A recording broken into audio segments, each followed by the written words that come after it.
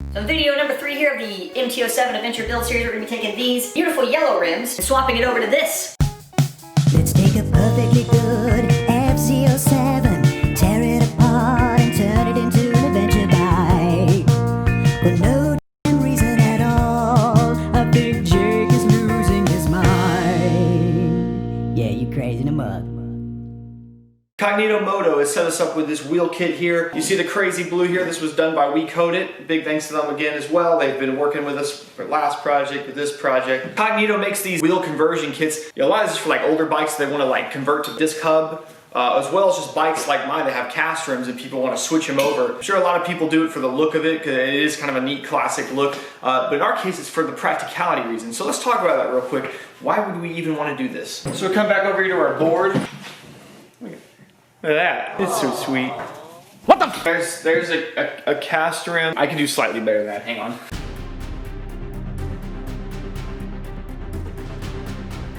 There is no spoon. Okay, cast wheel and a wire wheel. Cast rim, it's not a bad rim when it's on the road. It's meant for doing even a rough road. It's a good rim. A wire rim, well, it does a couple things really well. You see, a wire rim's a bit stronger than the normal cast rim, but it's not just that it's strong, it's also slightly flexible. You get a little bit of both going on there. If you talk to anyone who's like an engineer and does stuff like that, they'll tell you that when something's too rigid, it becomes a problem. Like I said, normal cast rim for normal use of how this bike should be used would be perfectly fine, but since we plan to take this thing off the beaten path a good bit, do stupid stuff with it, a wire wheel will be a lot better. It's stronger, but flexible. The biggest thing I'd worry about with the cast rims is them bending or cracking. They just aren't really meant to take those big impacts. If you look, pretty much every real adventure bike and even the cheapest of dirt bikes run a wire wheel. A wire wheel is a lot more expensive to produce than a cast rim. This is easy to make. There's more parts, there's more labor. Everything about this type of wheel is a lot more expensive. This Cognito kit will come with a rim, all the spokes you need, some oil, all the nipples, and of course the hub itself. Of course, they'll send them to you fully built. I asked for them apart because I wanted them to get that blue to match that blue. Lacing a wheel, how you build it, there's a handful of different ways to do it. If you had an OEM wheel, you'd want to grab the manual or something like that. In the case of these, since it's a full aftermarket setup, we'll refer to a video or two they have online, one how you do the front, one how you do the rear, because they are different. I think in general too, it's a big thing about being a motorcycle mechanic is just following instructions. If you start lacing this the wrong way, the spokes are going to run into each other, you're not going to be able to get it done. I think things like building a rim like this are very scary to a lot of people. The reality is you do need a couple special tools. It's not hard, it's a bit time consuming. So we'll start with the rear because I already have that sitting out here.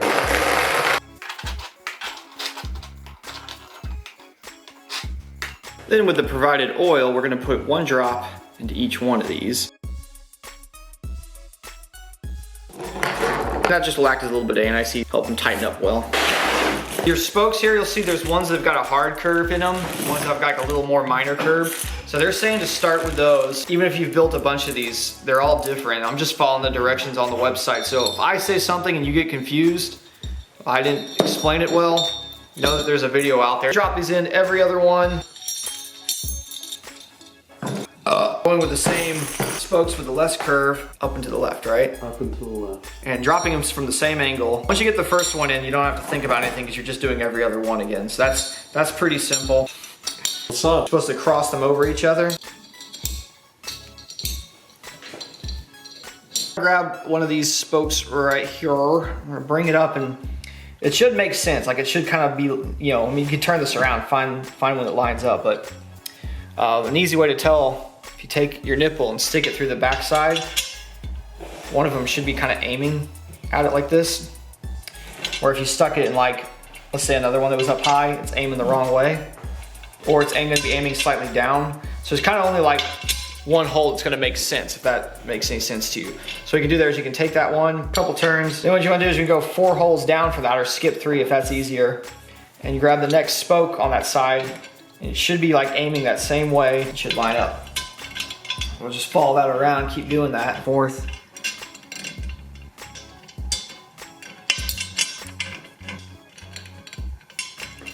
Now for the bottom ones, same kind of deal. If you bring this over, pretty much you'll see like only one side really makes sense.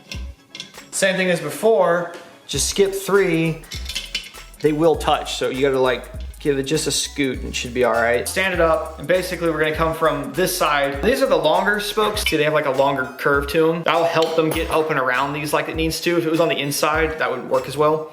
And again, it's really obvious. You only have 2 holes like this is going to, and one of them is just like, when you stick the nipple in, like, okay, that's clearly not gonna be it. But if you stick it in the other one, that makes a lot of sense.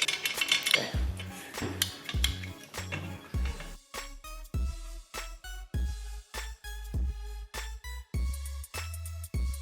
I'll flip the rim around and we're gonna start doing the other side. Now, in your head, you might think, okay, I'm on the other side now, so I would do this, but no, remember, you flip the rim around, so you're gonna keep going in that direction. And at this point, if you screw up which nipple you're putting this in, I don't know what to tell you, man, because there's not a lot of options.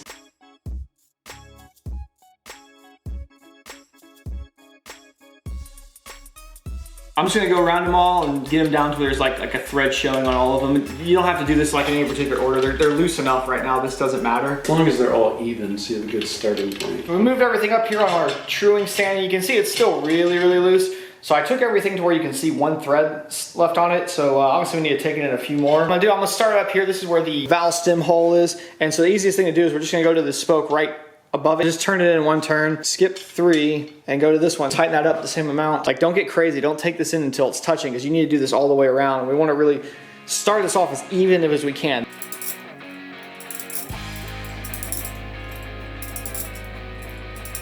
All right, we're back to the beginning, so like I said, I'll just jump up one spoke and keep this going. I'm giving everything one turn tight. It's still loose, so we'll just keep doing that. Took everything down to where it was about hand tight, and I went on the whole thing, giving it about, another half turn. I had to do it about 5-6 times, but you can see here, it's a pretty good starting point. The rim's in pretty straight condition, so now we can start really getting into truing it. Guy here is a little dial indicator. See a lot of like fluctuating quick movements. If you fill these rims, especially when they've been powder coated, I always feel like they have a little bit of something going on. All you have to do is ignore a lot of like the little stuff and look for like more of the bigger movements in it. There's a little something. If I push the rim that way, I can take that out. I need to tighten the spokes. A few of them on this side, it'll bring it over just a little bit. Just give a little and turn on these. That looks a lot better.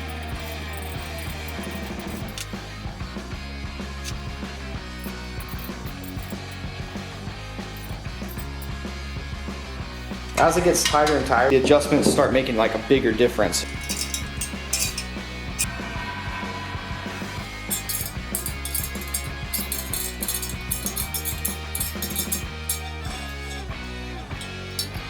I'll wait for that torque wrench to show up. Tomorrow it should be here, and then from there we'll do like a fine tune on it. So I'm gonna put this wheel to the side. I'm gonna start on the other rim now.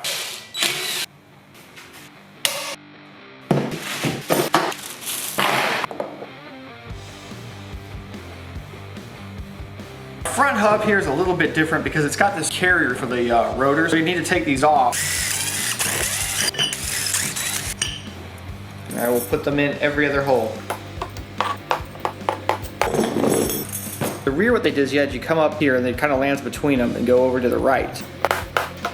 All our shorter ones in, the ones that have a tighter bend. Now we'll drop these bigger ones in going all around here. And they're gonna go in from the same way, unlike the front wheel. I'll just lay this thing down flat.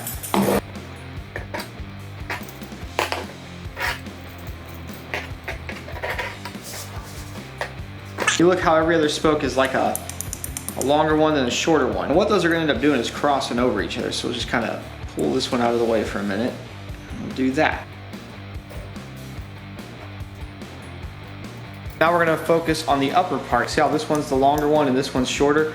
So this one's gonna cross over that one, or maybe it's gonna cross over the one next to it. How do you know which way to go? Well, what we can look at is the row just below it. So the lowest one comes this way, the next one up, right here, they're all going that way, which means these guys need to come this way. They're gonna curve out under it.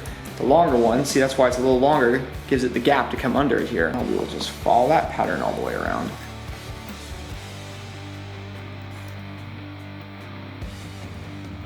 All right, our porcupine is all ready. So we should have plenty of room to drop our rim on. Oh yeah, easy. So let's focus on one set again at a time. The bottom outer side, okay? Turn our rim here a little bit to line the first one up. One of our nipples through the hole here. And like I said, you'll see it's gonna be angled in different ways. So obviously we need one If we're gonna start with this spoke, this way and slightly in the downward direction. That means that tells us pretty simply that's our guy right there. And then what I'm gonna do, I'm gonna go to the next one and it's set. This guy right here, we're gonna go 1, 2, 3, 4. So we think this is the hole it's gonna go in, and we put our nipple in there and it's lining up perfect with it. That's just a little trick if you ever think you're not quite sure about yourself.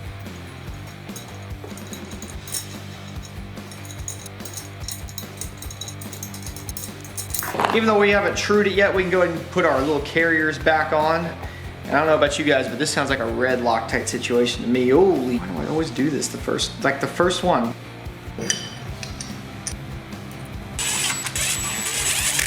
Get mad, internet.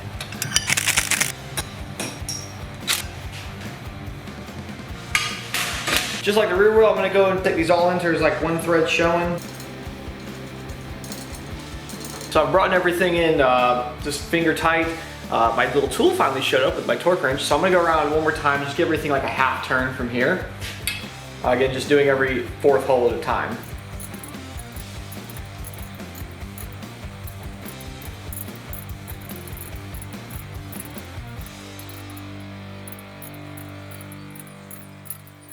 The whole rim's kind of got a to it just slightly. This general area right around here, which means the rim needs to go this way, and you can really see how just by pushing it with your finger, you know, it needs to bring it back. I need to tighten the ones on this side to pull it over, and I'll just tighten up 4 or 5 of them, a little quarter turn or something. These big adjustments out of the way to start. All right, see this is where it was going way over before. Okay, there's a little spot right there, but let's worry about just the big edges to start with. So now let's go to the one on the opposite side. Okay, kind of right in here. I'll tighten like 1, 2, 3, 4, like 4 or 5 of these on this side.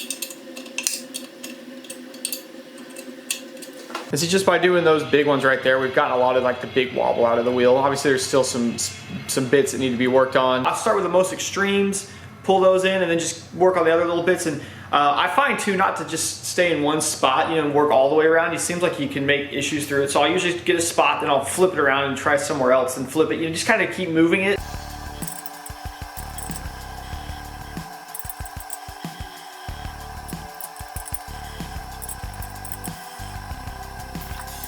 See, it's pretty good at this point. You do see this little kick out right there, and that's the weld mark in it. Pretty close, close enough that we can torque it before we go any further. So this is my new toy that I bought just for doing this. A spoke torque wrench. I don't know why it's hard to say, but it is. It's definitely a different type of torque wrench. Pushing here, a little different. Valve stem hole, it's a good little marker here. Go to the spoke just above it, torque it, do every 4th spoke, and then just keep following that around. And this is what gives the rim so much of its strength, being under all this tension like this all the way around. And now I'm back at the beginning, so I'll just jump up 1 and do the same thing to every 4th spoke.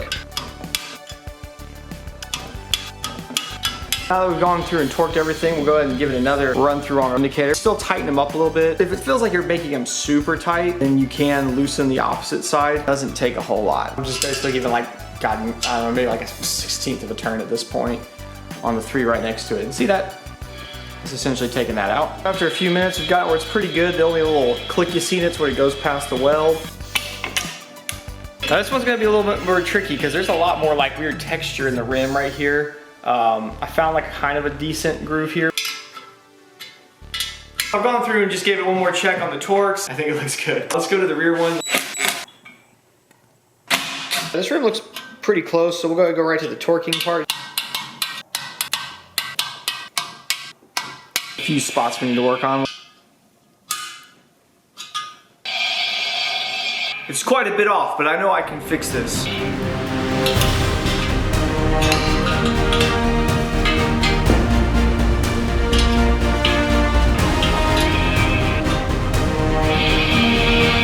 I got it.